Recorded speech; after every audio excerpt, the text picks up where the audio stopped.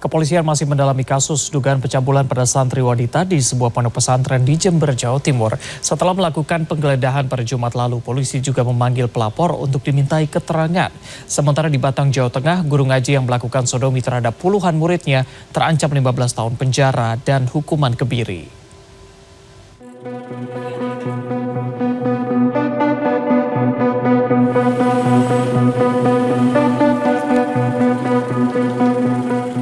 Tim penyidik Unit Perlindungan Perempuan Anak dan Inafis Polres Jember Jumat siang mendatangi pondok pesantren yang berada di Desa Wengaran, Jember, Jawa Timur.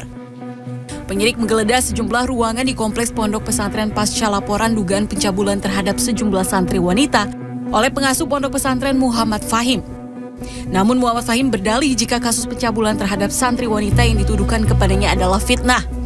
Keberadaan santri wanita hingga malam hari di ruangan tertutup miliknya adalah untuk menguji kemampuan membaca Al-Quran. Saya semuanya sepenuhnya akan mengikuti permainan ini karena semua yang ada di di laporan atau apa itu tidak benar adanya dan kita bisa sama-sama buktikan nanti di pengadilan. Sementara pada Senin siang, istri pengasuh pondok pesantren berinisial AL didampingi dua rekan yang mendatangi Mapolres Jember. Kehadiran AL untuk memenuhi panggilan polisi yang kini sedang mengumpulkan keterangan.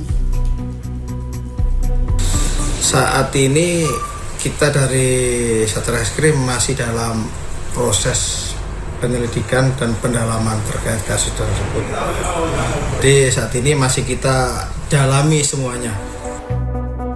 Kasus dugaan pencabulan santri wanita oleh kiai di pesantren ini berawal dari laporan istri pengasuh pondok pesantren Al-Jaliyel yang sering melihat suaminya mengajak masuk santri wanita ke dalam ruangan khusus hingga larut malam. Di Batang, Jawa Tengah, AM, seorang guru ngaji yang menjadi tersangka kasus sodomi puluhan anak dihadirkan dalam konferensi pers pada Senin siang di Mapolres Batang. Polres Batang telah menerima laporan resmi sebanyak 21 anak di bawah umur korban aksi bejat AM yang mayoritas adalah murid dalam kelas rebana dan mengaji. Jumlah tersebut disinyalir masih akan terus bertambah. Di hadapan awak media, AM mengaku melakukan aksi bejatnya karena pernah mengalami hal serupa pada masa kecilnya. Modus yang dilakukan AM yakni memberikan uang, mengajak jalan-jalan hingga meminjami handphone kepada calon korban. Setelah itu korban dicabuli di sejumlah tempat seperti rumah korban, tempat mengaji, dan rumah kos milik keluarga tersangka. Selain terancam hukuman 15 tahun penjara, pelaku juga dijerat dengan hukuman kebiri.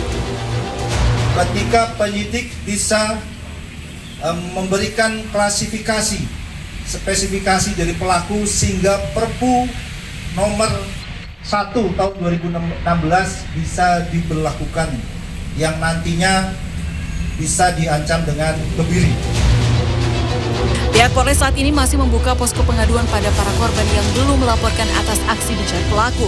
Pihak Polres juga tengah mendatangkan psikolog Polda Jateng untuk mendampingi para korban, mengingat korban masih di bawah umur. Tim Liputan CNN Indonesia.